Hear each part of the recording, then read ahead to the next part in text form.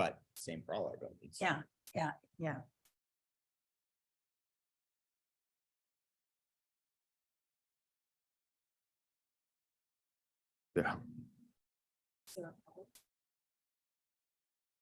Between Mosser and I'm sure there will be.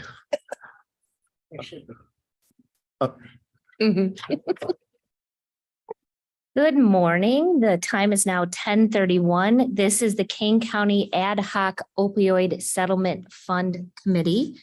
My name is Jamie Mosser. I am temporarily running this meeting. I believe we have to start with a call to order and the roll call. Hain, Here. Isaacson, Present. Mosser, Here. Russell, Here. Schraffman. Here. You have quorum? Thank you. Partly due to my obsessive emailing and calling of the committee members, we have no remote attendance requests as all of us are present. Do we have any public comment? Seeing none, at this point, I would like to go ahead and have everyone introduce themselves. My name is Jamie Mosser. I am our Kane County State's Attorney. I will turn this over to Sheriff Hain. You just did it for me. I'm Ron Hain, King County Sheriff. Mr. Russell, Hello, I'm Rob Russell. I'm the Kane County Coroner. Mr. Isaacson, Good morning, Michael Isaacson, Executive Director of the Kane County Health Department. And Cheryl Strathman, Board Member, District 20, Elgin, and the committee you are in charge of. Public Health Committee. Thank you. So I'm going to start off first by discussing the purpose of the opiate litigation, as well as discuss a little bit about the restriction of our funds. So the opiate litigation started a few years ago. Kane County participated in this thanks to then State's Attorney Joe McMahon, who wanted to make sure that we are a part of any litigation necessary to help deal with the opiate crisis that we have. Per the National Association of Attorney Generals, we have more than 3,000 state and local governments who have joined in the litigation that is targeting both opioid makers and distributors in hopes of recouping billions of dollars in money that has been spent dealing with the opiate epidemic, so that here in Kane County, we can also do that. We have seen a rise in drug cases, in DUI cases, in just general felonies and misdemeanors that deal with drug addiction and drug use. As a result of that, our law enforcement has had to increase the efforts that they have out on the streets dealing with this. Our coroner's office obviously continues to see a spike in cases involving deaths related to opiates, fentanyl. The health department, I know, has seen an unprecedented fashion in terms of what they've had to deal with for people seeking services here in Kane County. And I have to say, from my office, at our next judicial and public safety meeting, you're going to hear the presentation of what we did in 2022, and you're going to see the rise in the cases that we have. And a lot of that deals with drug addiction issues, untreated mental health issues, and then obviously the lack of resources. The reason why Kane County continued to be a part of this is because we knew that any settlement funds from this could only come to benefit from the county. Currently, we have about $1 million sitting in an account that has been untouched, that has been our first set of proceeds related to the settlement funds. I just got an email this morning that we are about to receive another $127,000 for that. Now, with that being said, we do have restrictions on the use of these funds. And at the next hearing date, we are going to invite our attorneys from Myers and Flower to be present so that they can fully describe what those restrictions are. We have to use those for opiate abatement and opiate remediation. So it's how to help people who have issues and how to prevent this problem from continuing in Kane County. And there's a variety of uses that can be used not only for law enforcement, but as well as public health. This committee was designed to be set up to focus on both the law enforcement and the public health aspect. Obviously, we have 3 law enforcement related individuals, myself, the sheriff, and the coroner, but then we have public health as well with the director of our public health department and the chair of our public health committee, so that the 5 of us ultimately will be deciding on the use of the funds as long as it meets the legal criteria for that. So with that being said, unless there's any questions about the purpose of this committee, I would like to go forth with the selection of a committee chair. Seeing no questions, I am going to, did you have a question, I Sheriff? was going to make a nomination. Nope, I'm going to make the nomination of Michael Isaacson Can I to second? be the committee chair. I'll second it. Are there any other nominations? Seeing no nominations, can we please take a vote on the committee chair? Payne, Yes. Isaacson, Yes. Mosser, Yes. Russell, Yes. Strathman. Yes. Passes. Perfect. At this point, then I am going to abdicate my chair to Mr. Isaacson.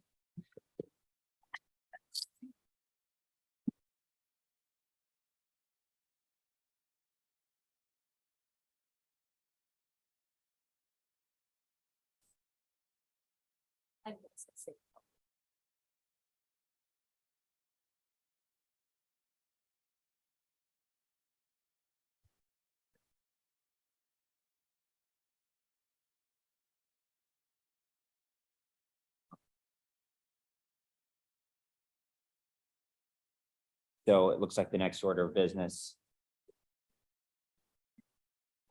Done, okay. Is to determine the application system that we want to use for the current funds. Something that we already have in place, or we need to build that? So we'll need to build this. Since we've received this funding, I've done a little bit of research to see what we can do. One of the things I checked into is whether or not we can use these funds to hire somebody to do essentially what's a grant process, because the money that we have will be granted to the individuals that will be using them, or the businesses or community organizations or the county. And so unfortunately, the funds will not allow us to hire an individual. So this is going to be something that we on the committee are going to be responsible for unless we're able to get a volunteer to do something.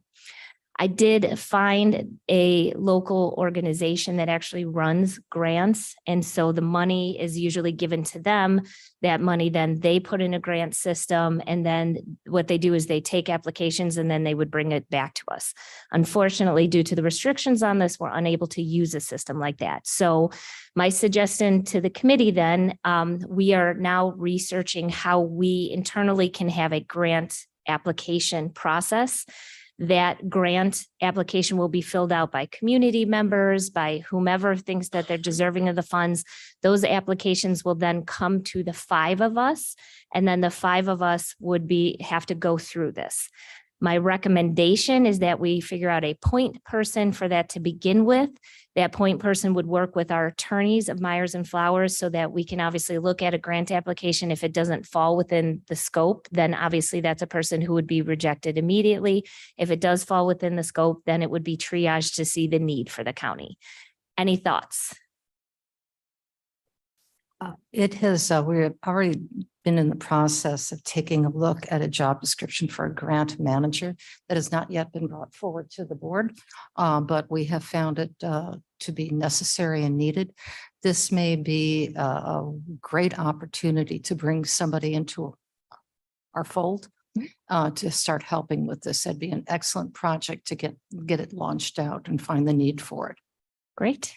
So that would be, I think, if the board approves, then, and if this committee approves, that could possibly be an individual that would satisfy that need for you. Perfect. Do you know about timing? Well, I'll put it on a fast track. Okay. We do have a grant manager at the state's attorney's office that could be used in the interim also. Perfect, perfect. Any other thoughts, suggestions? So why would we already have a system in place for ARPA. Is there a way that we can use that grant system and just change the name at the top? Make our lives easier. I was thinking about that. Let me, if I may, let me do a little inquiry and then I will report back to Michael and then he can report it back to the committee. Great. I would rather not rebuild a system if we have something. in Oh, no, place. I thought of ARPA immediately, but right now it is such a, although the manager of ARP is of the highest capacity, I mean, and skill to be able to manage multiple programs, but there is a lot to do right now for ARP, so I don't want to overtax that individual. I understand. And I think with the health department, we provide grant funding to the public through a lot of competitive processes. So we do have that experience. No, I know you do. So if right now we're not able to tap into the ARPA manager, and until the grants manager is hired internally, Mhm. with your team, we should be able to manage that. Okay, okay, good. Michael. Also, the Riverboat Fund, the way they handle their grants and stuff is pretty seamless. I mean, it falls in very nicely too. So that might be another one. Yeah, I agree. and they've been in existence like the longest. And like ARPA is so busy right now, whereas the Riverboat is kind of done for the year. So that might be Yeah. a source that would be easy to get to. So we'll look into the new grants person for the county, try and fast track that. And then we'll look at both ARPA with the understanding that they're quite busy right now. But then also we have multiple ways that we've been managing For grants. the that we can interim. Look into for the interim. Absolutely. Okay. Are we steadfastly feeling that we want that grant reviewer and that application process to be a third party to our departments and offices? Well, so not so much a third party to review. I just think there's going to be a significant amount. And so we're going to need somebody who's going to be able to go through that, because the ability for the 5 of us to meet outside of a committee is non-existent. Right. So then it would either go to 1 or 2 of us, and that would depend our workload essentially. Maybe we could, each one of us in our offices could appoint a liaison. That might help. I'm good with that. So may I ask a question? Because I'm just getting up to speed with this, Jamie. So the money that is going to, and perhaps this will be the application system use, so that the money that will be distributed to the county, can it be used in-house? Or can it be also exclusively used for support systems within our community organizations? Yes. So for example, if we have an organization that provides drug treatment and they would like to apply for money so that they can either provide low cost or free treatment, because it's treatment for the opiate epidemic, they would be allowed to apply for that. Countywide, our departments could apply for it. So for example, the health department could apply for the use of this funds as long as it falls within those restrictions of opiate abatement or remediation. And are these primarily for services, or can it also be used for capital? Not capital. It can be used for technology, for example, if technology is used. So for example, if the coroner's office needs advanced scientific technology, and I'm not using the terminology, Coroner Russell, I apologize. But if they need something to be able to quickly test when they have a body that comes in to see if that person has died because of an overdose, that to me falls under the abatement portion. Because the coroner right now, it takes probably 6 to 8 weeks to get initial results. No sooner than 2 weeks, and to get quantitative results, 6 to 8 to possibly 10 weeks. And so the problem with that is if the coroner cannot determine how a person died, and if that person died because of a fentanyl overdose, then he can't communicate that to law enforcement. Law enforcement in the meantime can't track down who is the person that gave the drugs to the person who overdosed, which could result in a drug-induced homicide charge. So the quicker we can get to that, I the think it would- quicker we can actually stop a drug dealer from negatively affecting others. And I saw an article in the paper that there is a desire, and I believe you already have started in a very small fashion, a drug testing facility. Could the money be used to support that initially? Yes. Well, And I wonder then if perhaps at the next meeting, using the riverboat as an example, where they have 2 processes in place. So if we want to make a determination about percentages that we want to keep in-house for building up our own capacity like that, that may be a good decision for us. I think that's excellent. And is that required by the grant, or is that the determination of this committee? It's the determination of this committee. So in my research, all of the counties are dealing with this money in different ways. We here in Kane County chose to do it this way because we wanted it to be a fair process so that law enforcement and the health department, who are the experts in dealing with this opiate issue, were at the table and we're deciding where the money should go to. What we are going to have to do internally as a committee is come up with our rules, because as an ad hoc committee, we do have to do that. So that will be undertaken with the permission of the chairman by the civil division within my office. And that will obviously be voted upon and given to this committee. And so from that point, then that's how we're deciding how to take applications for funds and then how ultimately to distribute those funds. Each of the funds that are distributed will have to be voted on by this committee of 5, and it will have to be a majority vote. And does that seek approval of the board? No, it's just this committee. Okay. Will you bring it forward to the board? I think that perhaps through the health department, public health, just for information, so that everyone is aware of the good work that is being done here. We can definitely present that through your committee. Sure. So Thank you. that they're aware of what we're doing. Yeah, I think that's a good idea. It's very good to have all people included with knowledge. Absolutely. Okay, excellent. And judicial public safety perhaps as well, a reference point, so that all board members are, yeah, have an idea of what's going on, since it's partnered with both. Thank you. Yes. So, Michael, he's the chairperson. I know. Michael, permission to speak? Okay. Jamie, so is this money the tip of the iceberg? Yes. Okay, that's what I thought. Very much so. We are expected to see at least a few million over a 10-year period. So the money that we're receiving right now is in regards to 2 of our initial settlements with 2 of the bigger distributors. Recently, King County has signed on for litigation for not necessarily the distributors, but also the providers. So places like Walgreens, CVS, Walmart. Mhm. So we've joined in litigation for that. This initiative was done by attorney generals throughout the 50 states. Right. And our attorney general, Kwame Raoul, has been a leader in terms of all of that. From that point, Attorney General Raoul allowed, states attorneys to join into this, and many states attorneys, not all, but many of the states attorneys did, and King County being one of them. And so all that we're going to see is continued proceeds from all of that. And part of what we will be reporting at this committee will be the amount of money that comes in, and then obviously the amount of money that's spent. At this point, I do quarterly reporting, which will be turned over to the chairman to potentially do at some point. But our quarterly reporting has just been showing that the money's sitting in our account with no spending so far. I But think- getting interest. Hopefully. Yes. And one thing we can build on is, as State's Attorney Mosser mentioned, the state also has funding. So I think as we're looking at how we're spending this, we're going to want to leverage so that we can bring in those state dollars in addition to what's already allocated to King County. So And is that part of the grant process then as well? it has not been finalized, but yes, It's okay, I would think so. And that's through DECO, Department of Human Services. Human Services, okay. So the portion that this county is receiving is just a small percentage of the overall amount.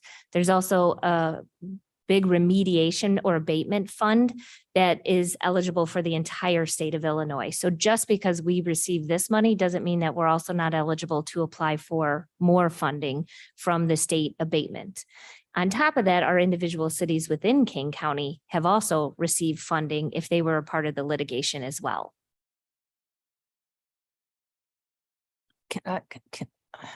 Michael, may I ask another question? I've been thinking about this for a long time, and these questions are just pouring out of me, so excuse me.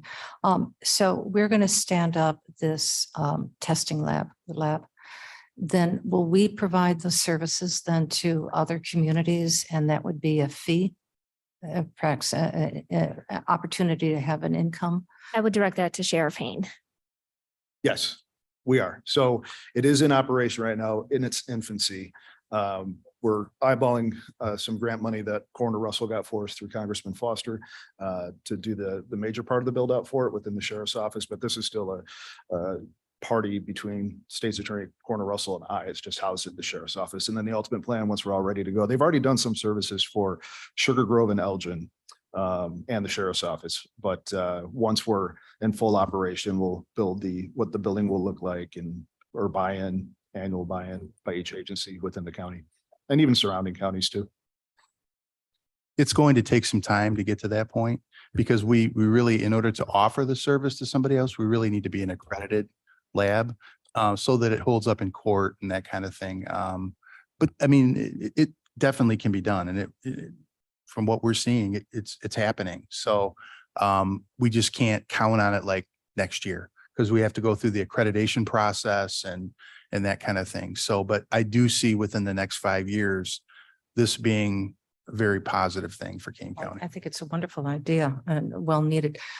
Could we have if you don't mind, a business plan brought forward once so that we can start planning for that on the board level? Because obviously we're going to have to start planning for funding for these opportunities and how this works. So we're all, I don't think anybody here is not in support of it. It's a great idea. But let us, if we can, let us help and let the board know what your resources that you need so we can start planning for it. Yeah, we'll be incrementally passing resolutions through JPS onto the full board as the process goes forward. So everybody will be on the same page and see all of that. If you want some sort of presentation on it, we're happy to do that to the full board. I think that'd be excellent on all levels. The great thing is that we have a person who's kind of taken the lead on the business end, Mr. Tim Rupel, and he has set up labs all over the country. That's a gentleman from Sugar Grove. Yes, he set up labs all over the country. So I've always been told that, the best experience is not your own, it's someone else's. So we can have less issues hopefully going forward because he's already dealt with many of these.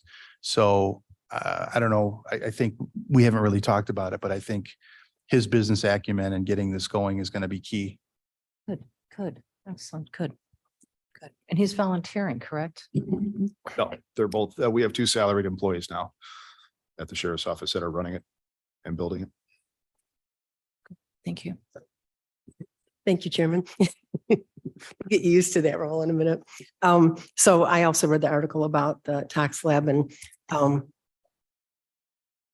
part of me as a board member said, why the heck didn't the board know that you guys were doing this? Because you guys do so much great work, and don't take this the wrong way, behind our backs, when we really should be supporting you and applauding everything you do. So to her point, please do a presentation, let us know what's going on so we can be your cheerleaders. And second to that, I was one of those people that when my nephew died almost 2 years ago, we thought it was from an asthma attack because he had severe asthma. And then 8 weeks later, we find out that it was a fentanyl overdose. And at that point, there was no way anybody could go back and try to do any enforcement kind of things. And so when I read that you could get results this quick, I'm like, let's do that, because we've got to give Ron Hain a fighting chance, and waiting 8 weeks to find out that somebody had fentanyl in their system is just not acceptable. Yeah, this is something that, if you look back even 10 years ago, it's something I've been talking about. Because we have such a close and good partnership with each other, we've been able to kind of just flow with it. And this was not done intentionally. I can honestly say that we saw an opportunity, kind of like a running back. We saw the hole and we ran through it, and it was, but I recognize that, we can definitely communicate better. I can communicate better. And I know Mark Davis has been talking about a lab even before I was coroner. Yeah. So this is something that's been on the radar for a long time. And, we've just been trying as much as we can to keep the rails greased and keep it moving forward. And, because none of us are promised tomorrow, we want to make sure that as much as we can get done, and then, but we will, I think I'll speak for myself. I know that, and I know the others are on the same page, is that none of this was done purposely behind anybody's back or anything. It's been in play for a long time. Right. And I'm not implying that. I just want I to, know. I don't want to micromanage you. I want to cheerlead for you. Sure. Okay. And Yeah, we've talked need about it. it in judicial public safety for probably about the last 6 months. So maybe if there's a smoother process to get information from our committees to the full board. What? Committee Unless you do a PowerPoint presentation, we don't get it, okay? committee of the whole. Thinking about that when I'm Committee of talking. about it. Not do a PowerPoint presentation. Sorry. That's why I'm not on this committee. Committee of the whole. Yes. Yeah. Yes, It's on the absolutely. agenda for next committee of the whole. So process wise, would you say that we'd work with civil division to draft something prior to our next meeting in terms of rules for? Yes. Right. And then if this works, the suggestion could be the first Thursday of every month to have this at 10:30.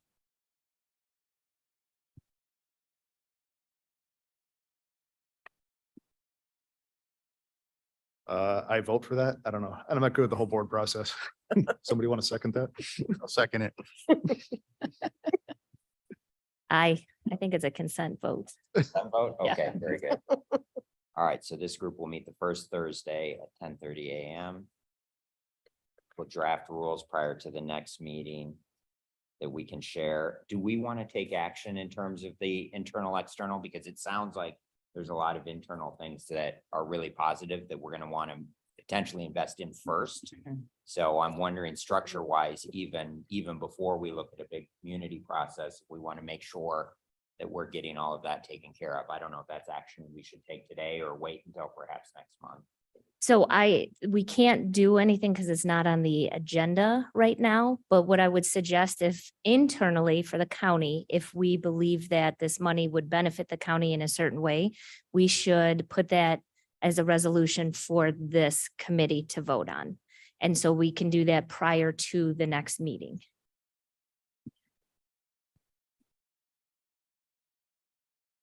Sounds good. And I think when we get that presentation from Myers with the restrictions, and then we can talk about if there's any updated projections so that we can plan.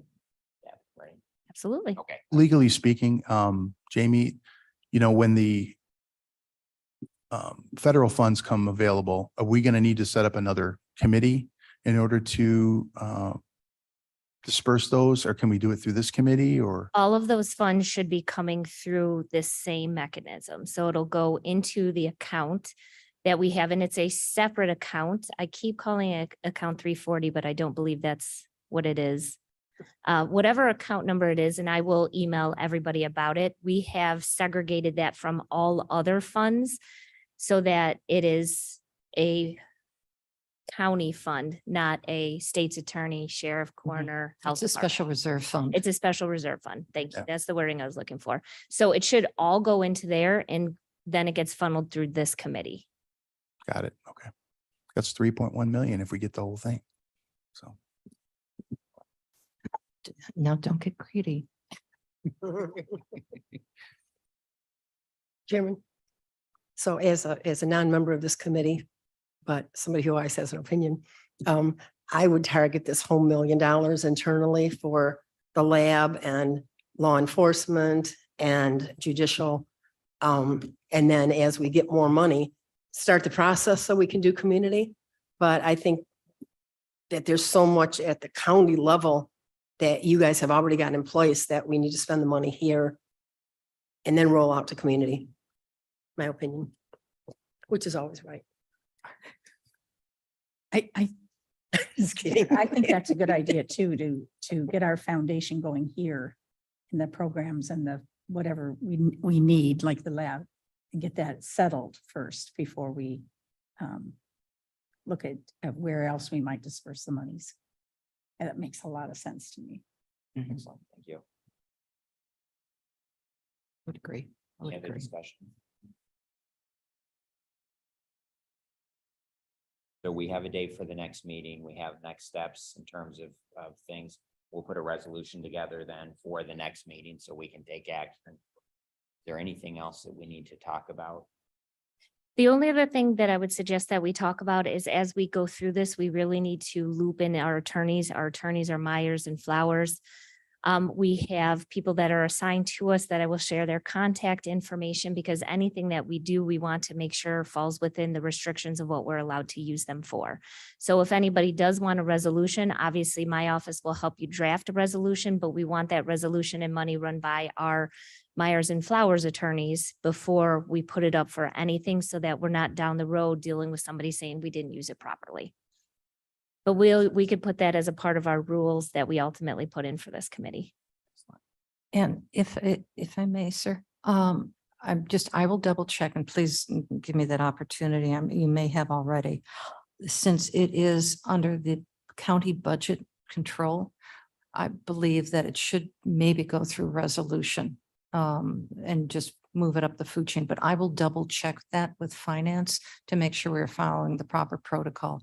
No one is going to argue about this. I don't think that that's the case at all, but I just want to make sure very procedure oriented that we follow the proper procedure. And so we can give an opinion for that for the state's attorney's office because the Perfect. way that this was set up was this is the committee that decides it. Oh, there's no, Right. that there's no argument with that at all. Right. I have no problems providing information to the board because the board is so deserving of that information. And so we could do regular reports at the full board meeting if anybody needs it. But we can discuss that offline if you'd like. Perfect, perfect. Just so all the Ts are crossed and the Is are dotted. Any other conversation? Just to thank State Attorney Monster, thank you for handling the legal end of this, because that was going to be my biggest challenge, I thought, with whether we had grants or what, just getting this lab going and that I think I know we're all on the same page. We just want to do it right, and we have to follow the law since we are law enforcement. Very much so. Really? Why, I don't think there's a need for executive session, correct? Correct. All right, so. Thank you. So is there any public comment for non-agenda items? I don't see anyone in the room or online. I would make a motion to adjourn. I'll second. All in favor? Aye. Aye. Aye. Thank you. Very good.